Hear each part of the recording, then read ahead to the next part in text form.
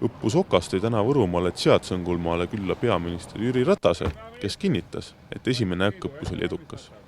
Tulemused on head, sest et esmakordselt, kui Vabariigi Valitsus nii lühikese etteteatamise ajaga selle lisaõppekogunemise Okas antud juhul kokku kutsus, siis eks põhiküsimus oli üleval, et kui palju tulevaid siis naisi ja mehi välja ja see protsent ja see osalus, mida Eestimaa heaks meie inimesed on nõus panustama ja meie kaitseks, see on tugev ja see annab hea ja kindla tunde.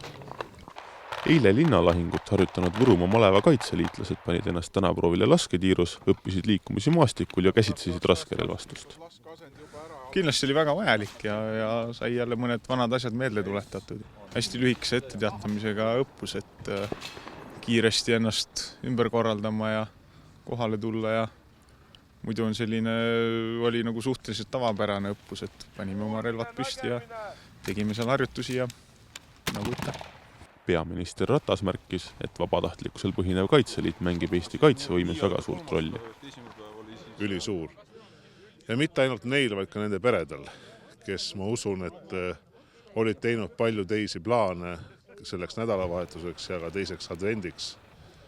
Aga hoolimata sellest, nende pereliikmed, need kaitseliitlased on täna siin ja on nõus meie kaitset edasi arendama ja meie julgeolekut tõstma. See on väga suur ja ma olen väga tänulik Vabariigi Valitsuse peaministrina nende ees.